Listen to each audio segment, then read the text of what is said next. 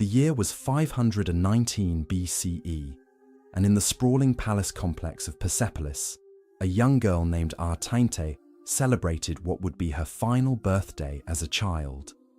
She was 12 years old, daughter of the most powerful man on earth, heir to luxuries beyond imagination. Golden bangles adorned her wrists, silk from distant lands draped her shoulders, and servants attended her every whim. By every measure visible to the outside world, she lived a life of unparalleled privilege and protection. But Artainte was not celebrating. She sat in the women's quarters, hands trembling as her mother applied ceremonial cosmetics with the precision of someone performing a sacred ritual. The kohl around her eyes was drawn to make them appear larger and more mature. Rouge painted her lips a deep crimson. Perfumed oils were massaged into her skin until she gleamed like a polished statue. Every detail was calculated, every touch deliberate, transforming a child into something else entirely. Her mother worked in complete silence, her face a mask of controlled neutrality that revealed nothing of the storm raging beneath. When the preparations were complete, she stepped back and studied her daughter with eyes that seemed to be memorizing every detail. Then came the words that would haunt Artainte forever. "Tonight, your father will summon you. You will go to his chambers. You will do whatever is required of you. You will show no fear, no resistance, and no emotion except gratitude. Do you understand what I am telling you?" Artainte nodded, though understanding remained just beyond her grasp. She had grown up watching older sisters disappear from the women's quarters when they reached a certain age, returning hours or days later with something broken behind their eyes. She had seen the pattern repeat with mechanical regularity. Each girl transformed from child to something else, something diminished. But she was his daughter. Surely that meant protection. Surely that created boundaries that even absolute power would not cross. What Artainte could not have known was that she was about to become part of a system so twisted, so fundamentally corrupt, that it would shock even the enemies of Persia when they eventually learned its full scope.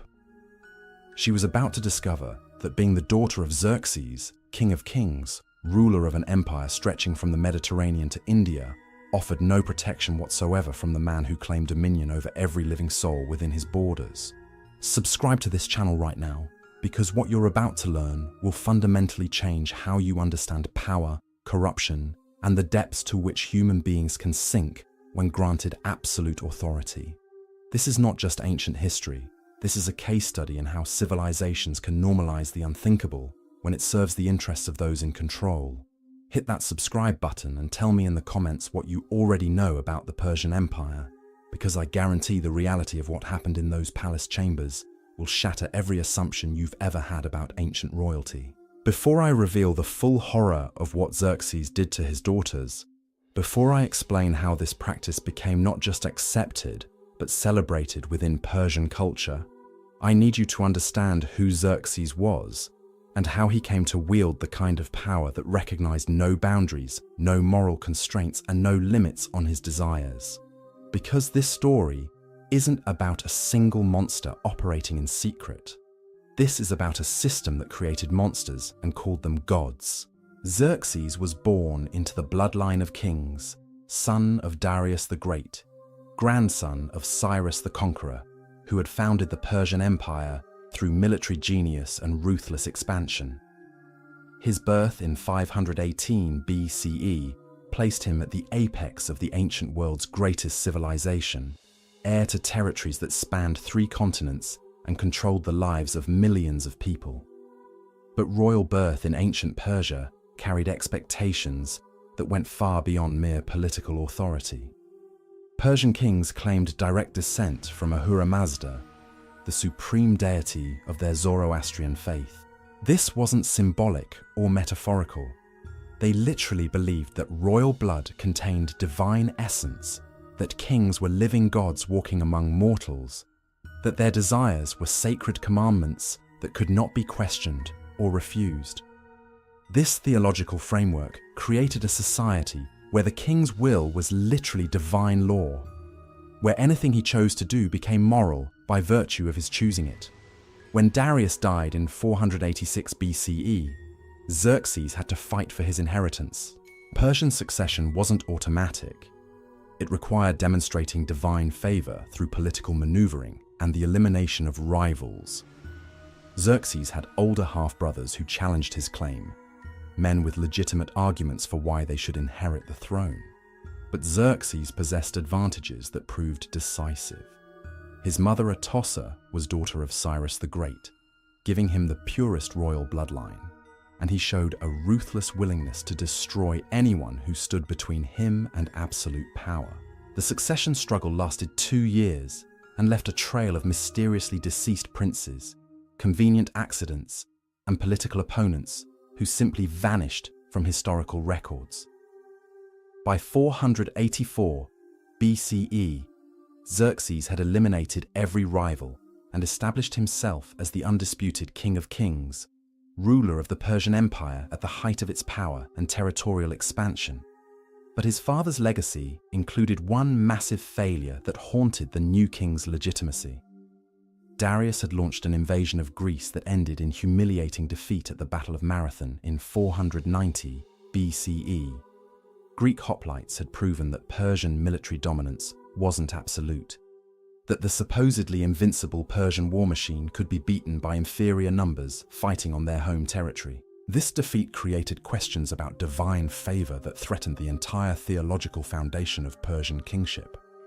If Persian kings were truly blessed by Ahura Mazda, if they genuinely possessed divine authority, how could they lose battles against inferior enemies? How could mortals defeat gods? These questions demanded answers, and Xerxes spent the first years of his reign preparing the most massive military expedition in ancient history to provide those answers definitively. While assembling the largest army the world had ever seen, while building bridges across the Hellespont and organizing supply lines that would sustain hundreds of thousands of soldiers, Xerxes was also consolidating his domestic power in ways that revealed the true nature of his character. He inherited his father's harem, hundreds of women who had served Darius and who now served his son. But Xerxes didn't limit himself to inherited concubines and captured beauties from conquered territories. He also claimed his own daughters.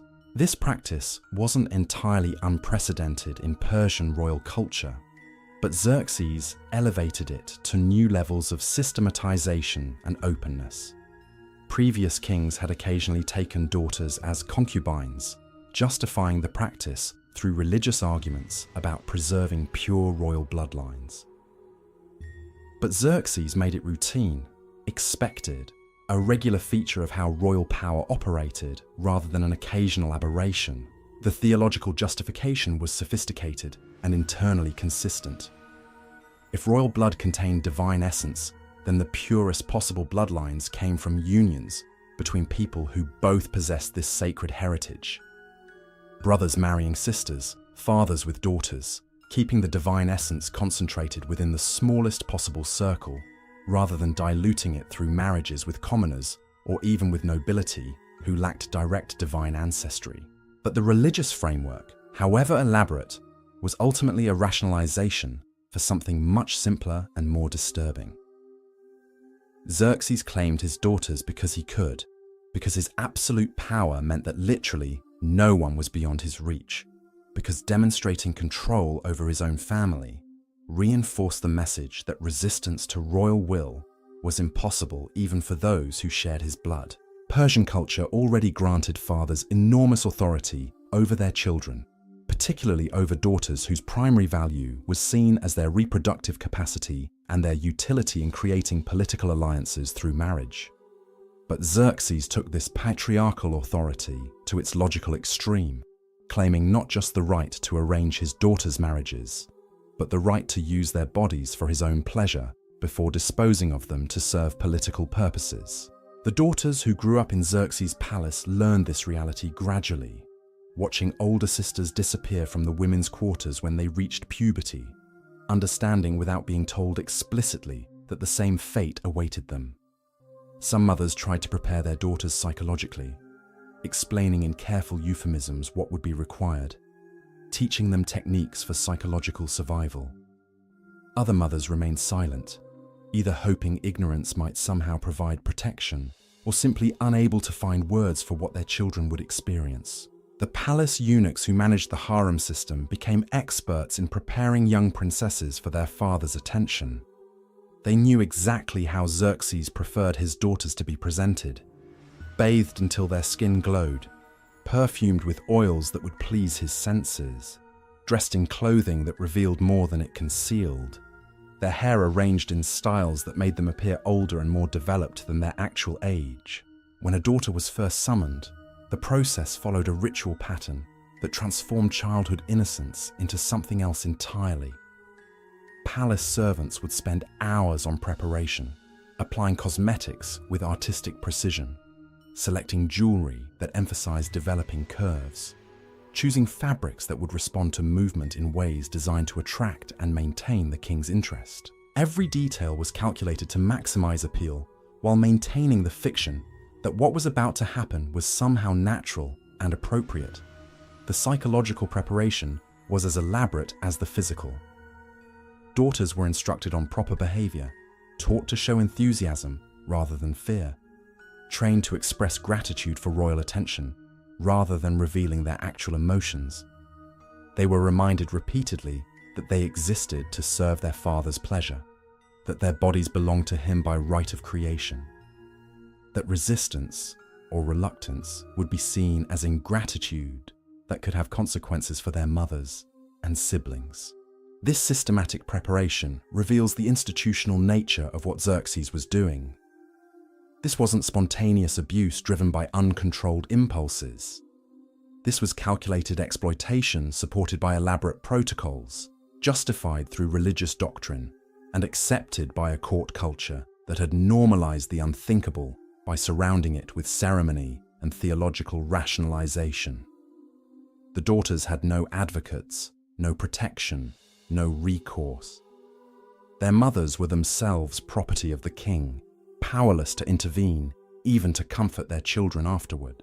The eunuchs, who managed the harem, served the king's interests exclusively. The nobles who might have questioned these practices were either complicit in similar behavior with their own families, or understood that challenging royal prerogatives could result in their own destruction. What happened in those chambers when daughters were summoned remains largely hidden behind the discretion that surrounded all royal private activities. But fragments of testimony from court officials, hints in diplomatic correspondence, and occasional references in Greek historical accounts provide enough detail to understand that Xerxes treated his daughters identically to how he treated concubines and slaves, without regard for their age, their family connection to him, or their psychological capacity to process what was happening to them. The aftermath was always the same. Daughters returned from these encounters fundamentally changed, carrying knowledge that destroyed their childhood innocence and marked them for life with trauma that would shape every subsequent relationship and every future decision. Some became withdrawn and non-functional. Others adapted through psychological dissociation. A few eventually convinced themselves that what had happened was normal or even honorable. But all of them were damaged, and all of them understood that their suffering was only beginning. The true horror of Xerxes' system wasn't just what happened during those initial encounters in his chambers. It was what came afterward, when daughters who had survived that first violation discovered that their ordeal was only beginning. They learned that their father saw them not as children to be protected, but as assets to be utilized repeatedly until he decided to dispose of them for political gain. Some daughters were summoned regularly, becoming fixtures in their father's rotation of available women. They would receive the dreaded message from palace eunuchs and know they had hours to prepare themselves psychologically for another encounter. These repeated summons created a form of psychological torture that extended far beyond the physical violations. The daughters never knew when the next call would come, living in constant anticipation of trauma, unable to relax or feel safe even in the women's quarters that were supposed to be their sanctuary. Others were called only occasionally, perhaps when newer arrivals failed to satisfy the king. or when his tastes shifted toward daughters he had previously ignored. This unpredictability created its own form of torment, as these daughters never knew whether they had somehow displeased their father and fallen from favor, or whether they might be summoned again at any moment. The uncertainty prevented them from ever truly moving past their experiences or finding any sense of closure. The most devastating aspect of this system was how it destroyed the fundamental bonds that should have existed between father and daughters. These girls couldn't seek comfort from the man who had created their trauma. They couldn't appeal to paternal love or protection because their father was simultaneously their abuser and the absolute authority who controlled every aspect of their existence. They were trapped in a relationship where the person who should have been their greatest protector had become their greatest threat. The psychological mechanisms these daughters developed to survive reveal the depths of human adaptability in the face of unthinkable circumstances. Some learned to dissociate completely during encounters with their father, mentally separating themselves from their physical bodies and retreating to internal spaces where they could maintain some sense of self that remained untouched by the violations. They would stare at fixed points on chamber walls, recite prayers or poetry silently, or create elaborate fantasy worlds in their minds that provided escape from their immediate reality. Others adopted a stance of complete compliance, convincing themselves that eager cooperation might somehow minimize their suffering or earn them favor that could be leveraged for better treatment. They would study their father's preferences obsessively, learning exactly how to present themselves to please him most effectively, hoping that superior performance might lead to rewards or at least less brutal treatment during future encounters. A few daughters attempted a different survival strategy, trying to maintain some sense of agency by viewing themselves as willing participants rather than victims. They would tell themselves that serving their father's pleasure was their duty as princesses, that their suffering served the greater good of the empire, that they were making noble sacrifices for political stability. This psychological reframing allowed them to preserve some dignity and sense of purpose, but it came at the cost of acknowledging the reality of their situation. The most tragic cases were daughters who broke completely under the psychological pressure. These girls became catatonic, refusing to eat or speak, staring blankly at nothing for hours at a time. Palace physicians would be summoned to treat these episodes, but they had no understanding of trauma or its effects on the human psyche. Their treatments typically involved bloodletting, herbal concoctions, and prayers that did nothing to address the underlying psychological devastation. When daughters showed signs of complete mental collapse, they presented a problem for Xerxes beyond mere inconvenience. A princess who couldn't function properly reflected poorly on royal power, suggesting that the king's divine authority might not be as absolute as claimed. These broken daughters were typically removed from palace life entirely, sent to remote estates where they could be cared for in obscurity without embarrassing the royal family, or raising questions about what had caused their condition. The court culture that developed around these practices reveals how institutions can normalize absolutely anything when it serves the interests of those in power. Palace officials developed elaborate protocols for managing the king's access to his daughters, creating schedules that balanced his preferences with practical considerations, like the girl's physical recovery time between encounters. Eunuchs became experts in reading the king's moods and selecting which daughter would be most likely to satisfy his desires on any given evening. Medical staff learned to treat injuries and trauma without asking questions or maintaining records that might create embarrassing documentation. They developed expertise in handling situations that should never have existed, becoming complicit in systematic abuse through their professional competence in managing its physical consequences. Even the daughters' mothers, themselves victims of the harem system, were forced into complicity through their silence and their participation in preparing their children for these encounters. They could offer no protection or rescue because they possessed no power independent of the king's will. Their survival and that of their other children depended on maintaining the fiction that what was happening was acceptable, even when their maternal instincts screamed otherwise. The religious establishment that should have provided moral guidance instead created theological justifications for practices that violated fundamental human decency.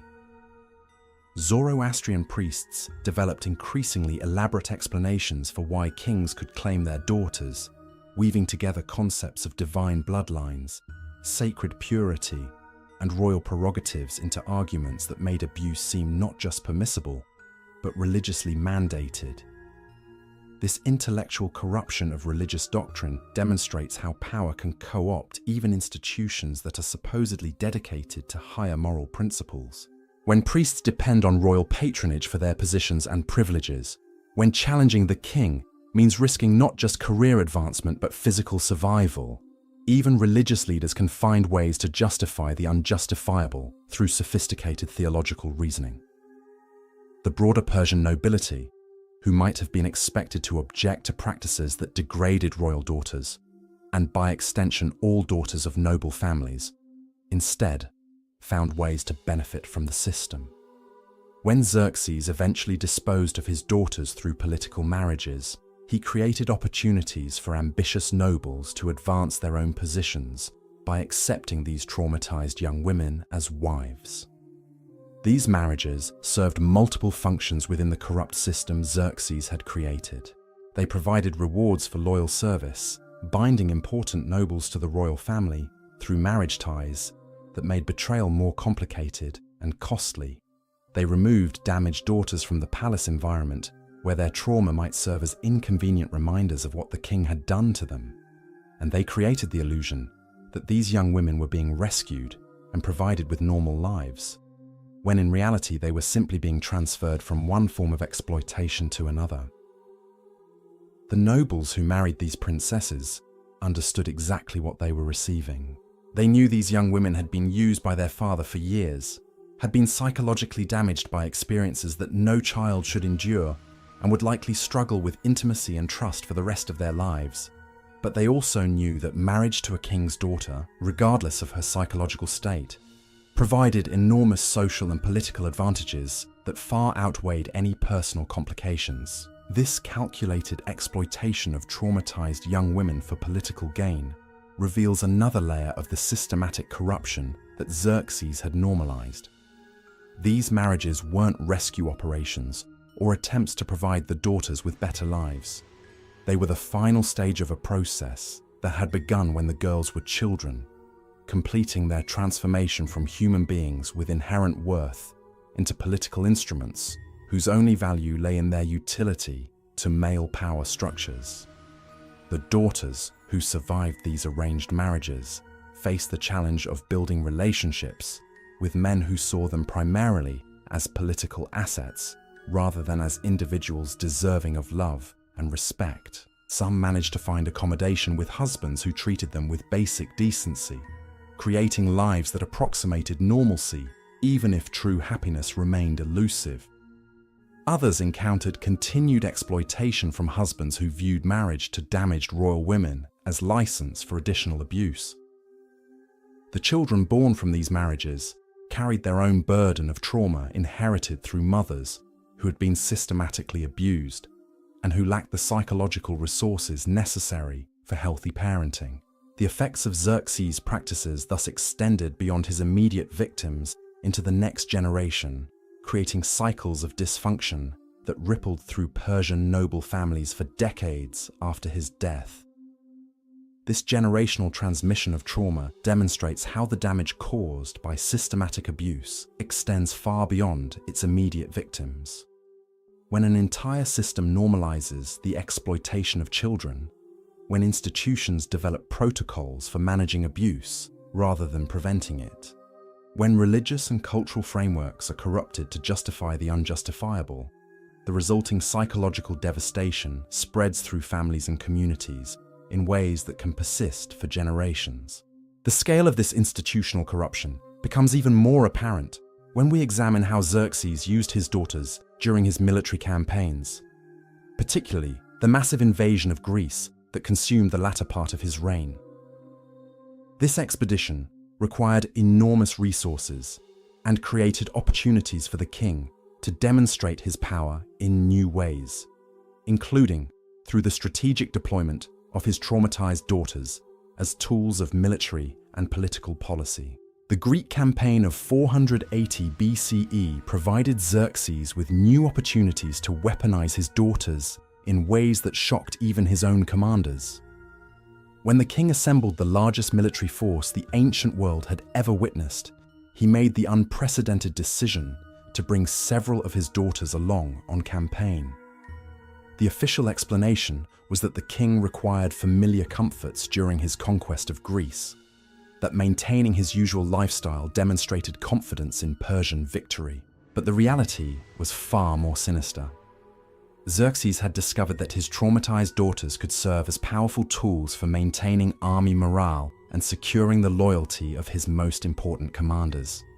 These young women, already broken by years of abuse, now became instruments of military policy in ways that defied every concept of human decency. The logistics of transporting royal women during a military campaign were staggering. Special wagons were constructed with reinforced walls and heavy curtains to maintain the isolation that Persian royal culture demanded. Teams of eunuchs were assigned to manage every aspect of the princess's care, from their daily routines to their elaborate preparations when the king required their services. The baggage train carrying these women and their attendants stretched for miles, a massive investment of resources that demonstrated just how important Xerxes considered their presence to his campaign objectives. Princess Amestris, barely 15 years old, had already endured 3 years of her father's attention when she found herself jolting along dusty roads in a covered wagon, traveling toward what would become one of history's most famous military disasters.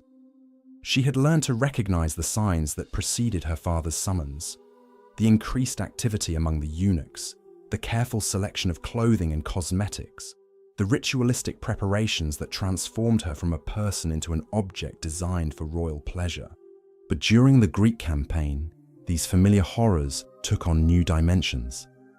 Xerxes began using his daughters as rewards for exceptional military service, granting his most successful commanders private audiences with royal princesses as recognition for battlefield achievements. These encounters weren't marriages or even formal concubinage arrangements. They were temporary loans of royal flesh, treating his daughters like military supplies that could be distributed to maintain fighting effectiveness. General Artabanus, who had distinguished himself during the crossing of the Hellespont, received Princess Roxana for an entire week as reward for his engineering accomplishments. The 17-year-old princess, who had been used by her father since age 13, now found herself handed over to a grizzled military commander, old enough to be her grandfather. She was expected to show enthusiasm for this arrangement, to treat it as an honor rather than another form of violation. The psychological impact on these young women was devastating. They had already learned that their father saw them as property rather than children. Now they discovered that this property could be loaned out to strangers, that their bodies were considered appropriate gifts for men who had pleased the king through military service. The message was unmistakable. They possessed no inherent worth, no protection, no rights that couldn't be suspended whenever it served royal purposes. Commander Megabyzus earned Princess Atossa for his successful suppression of a rebellion among Greek allies who had attempted to switch sides before the Battle of Thermopylae.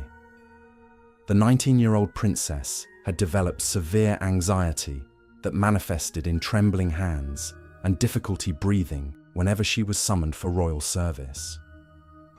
These symptoms worsened dramatically when she learned she would be spending several days with a man she had never met, serving his pleasure as payment for his military effectiveness. The camp followers and common soldiers who witnessed these arrangements understood exactly what they were seeing.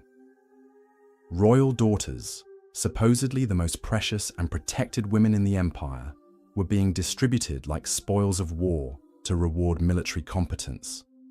The message to the army was clear: serve the king well, and even the most forbidden pleasures might become available.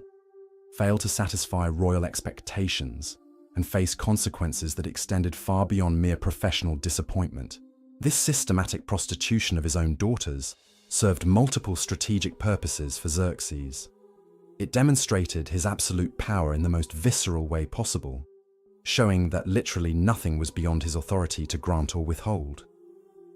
It created intensely personal bonds between the king and his most important commanders, who now shared intimate secrets that made betrayal more complicated and dangerous. And it provided a form of reward that couldn't be duplicated by any rival claimant to royal power. The religious justifications that had been developed to explain why the king could use his daughters were now extended to cover why he could share them with others. Court priests explained that royal blood was so sacred that even temporary contact with it blessed the recipients, that commanders who had served with exceptional distinction deserved access to divine essence as recognition of their achievements, that the king's generosity in sharing his most precious possessions demonstrated the divine favor that guaranteed Persian victory. These theological contortions reveal the complete corruption of religious institutions that had once provided moral guidance to Persian society. When power becomes absolute, when kings are treated as living gods, when no institution possesses the independence necessary to challenge royal authority, even the most fundamental moral principles can be twisted to justify any practice that serves the interests of those in control. The daughters themselves had no voice in these arrangements, no opportunity to refuse or negotiate the terms of their exploitation. They learned about their assignments from palace eunuchs who delivered instructions with the same matter-of-fact tone used for any other administrative detail. They were expected to prepare themselves with the same elaborate rituals that preceded encounters with their father, to present themselves as eager participants rather than unwilling victims. Princess Fadim, who had been her father's victim since age 12, received word that she would be spending 3 days with General Otanes as reward for his successful cavalry charge that had broken Greek lines at the Battle of Plataea. She was 18 years old, had endured 6 years of systematic abuse, and now faced the prospect of being used by yet another man who saw her as a prize, rather than as a human being deserving of basic respect and protection. The practical arrangements for these encounters required elaborate planning and coordination. Separate tents were erected for the princesses and their assigned commanders, furnished with luxuries appropriate to royal status, but isolated from the main camp to maintain the discretion that Persian culture demanded. Teams of servants managed every detail, from meals to bathing facilities to the disposal of evidence that might compromise royal dignity if discovered by future historians. The commanders who participated in these arrangements understood they were being granted extraordinary privileges that came with corresponding obligations. They were expected to maintain absolute discretion about their experiences, to treat their temporary access to royal daughters as state secrets that could never be discussed openly. They also understood that their future advancement depended partly on their performance during these encounters, that satisfying royal daughters reflected their ability to manage other delicate responsibilities. General Darius, a distant cousin of the king, received Princess Artente for a full month as recognition of his successful siege of a Greek fortress that had been considered impregnable. The 20-year-old princess had developed a form of dissociative disorder that allowed her to mentally separate from her physical experiences, staring blankly ahead while men used her body for their pleasure. This psychological adaptation had helped her survive years of abuse by her father, but it created an eerie dynamic during her assignment to Darius that disturbed even the hardened military commander. The impact on army morale was exactly what Xerxes had calculated. Ordinary soldiers who learned that exceptional service might eventually earn them access to royal flesh fought with desperate intensity, hoping to distinguish themselves sufficiently to merit such extraordinary rewards. Officers competed ruthlessly for royal attention, knowing that military competence alone might not be sufficient to earn the ultimate recognition that came with temporary possession of the king's daughters. This weaponization of sexual access created a military culture that was simultaneously more motivated and more corrupt than traditional Persian forces. Commanders made increasingly risky decisions in hopes of achieving the spectacular successes that might earn them royal daughters.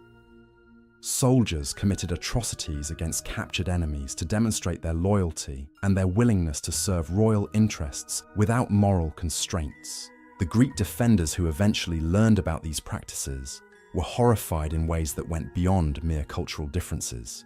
Even societies that accepted slavery and concubinage recognized boundaries that Persian royal culture had obliterated.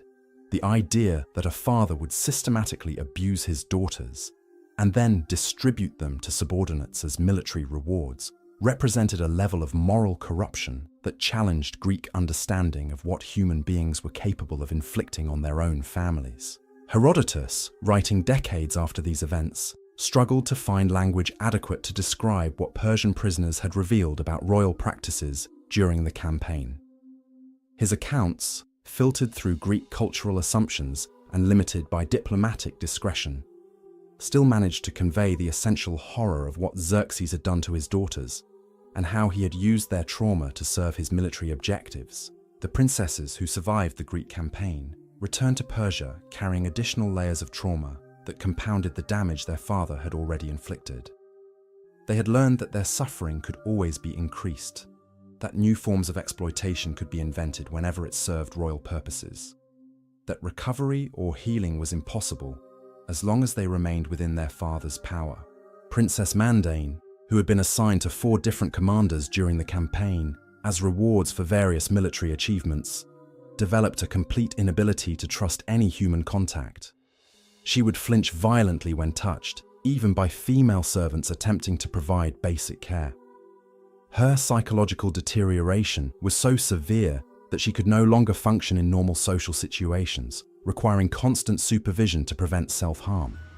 The failure of the Greek invasion, culminating in the naval disaster at Salamis and the land defeat at Plataea, created a crisis of legitimacy that affected how Xerxes treated his daughters after their return to Persepolis. The king, who had claimed divine favor, now faced questions about why the gods had allowed his supposedly invincible forces to be defeated by inferior Greek armies. His response was to tighten control over those aspects of his empire that remained absolutely within his power, including his traumatized daughters. The systematic abuse that had been partially concealed behind military necessity during the campaign now became more open and more frequent. Xerxes summoned his daughters with increasing regularity, as if their submission could somehow compensate for his inability to control external enemies. The young women who had hoped that their ordeal might end with their father's return to Persia instead discovered that their suffering was intensifying as the king sought to reassert his authority through the most intimate possible demonstrations of absolute power.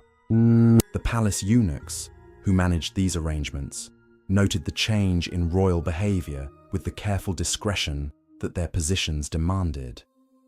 They observed that the king's treatment of his daughters had become more violent and more psychologically cruel, but they recorded these observations only in the most oblique terms that would protect them from royal displeasure, while documenting the escalating abuse for whatever purposes such records might eventually serve. The daughters themselves had no outlet for their trauma, no possibility of escape or rescue, no hope that their circumstances might improve. They existed in a state of perpetual victimization that was normalized by everyone around them, justified through religious doctrine, and supported by the entire institutional structure of the Persian Empire. Their suffering had become so routine that it was considered merely another aspect of how royal power operated, no more remarkable than taxation or military conscription. But the psychological damage that Xerxes had inflicted on his daughters would eventually contribute to the internal weaknesses that made the Persian Empire vulnerable to external conquest.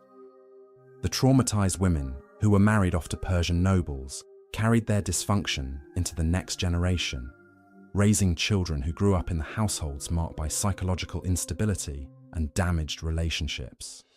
The corruption that had infected the royal family gradually spread through the Persian aristocracy, creating a ruling class that was internally fractured and psychologically compromised. The Greek campaign had revealed these internal weaknesses to external enemies who recognized that the Persian Empire, despite its vast resources and military power, was fundamentally unstable at its core. The practices that Xerxes had used to maintain control over his own family had created patterns of abuse and exploitation that extended throughout Persian society, weakening the bonds of loyalty and trust that any stable government requires. The king, who had sought to demonstrate his absolute power through the systematic abuse of his daughters, had instead created conditions that would eventually contribute to the destruction of everything he had tried to protect. The trauma he had inflicted in pursuit of control had generated the very instability and weakness that would make his empire vulnerable to conquest by enemies who understood that societies which normalize the unthinkable inevitably destroy themselves from within. The daughters who survived their father's systematic exploitation faced an even more sinister fate when Xerxes decided their usefulness as personal victims had run its course.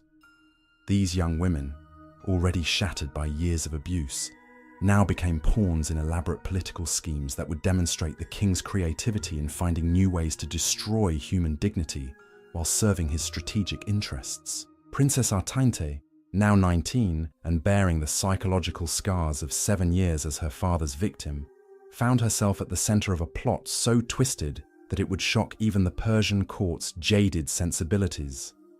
Xerxes had been observing his most trusted general, Artabanus, commander of the royal bodyguard, and the man responsible for protecting the king's life. This general's loyalty was unquestionable, his military competence beyond dispute, but Xerxes understood that absolute power required more than mere professional competence from those in positions to threaten royal security. The king devised a scheme that would bind Artabanus to the royal family through bonds so intimate and so compromising that betrayal would become psychologically impossible. He would offer the general marriage to Princess Artainte, an honor that could not be refused without insulting royal dignity. But before completing this marriage arrangement, Xerxes implemented a twist that revealed the absolute depths of his moral corruption. The story of Xerxes and his daughters stands as perhaps history's most chilling testament to how absolute power corrupts absolutely. What began as divine kingship became systematic destruction of the most sacred bonds humanity recognizes. These young women, born into unimaginable privilege, discovered that their royal blood offered no protection from the very man who should have cherished and defended them above all others. The Persian Empire eventually fell, conquered by Alexander's forces, who found a civilization so internally corrupted by the practices we've examined that it collapsed from within before external enemies delivered the final blow. The daughters of Xerxes, those who survived, carried their trauma into marriages that spread dysfunction through generations of Persian nobility, creating the very weakness that would doom their father's legacy. Their suffering reminds us that power without moral constraints inevitably destroys everything it touches, including those it claims to protect. In our modern world, where authority still seeks to justify the unjustifiable, these ancient voices cry out across 25 centuries, warning us that no institution, no matter how sacred, no leader, no matter how powerful, should ever be granted the absolute authority that transforms protectors into predators and reduces human beings to instruments of political will.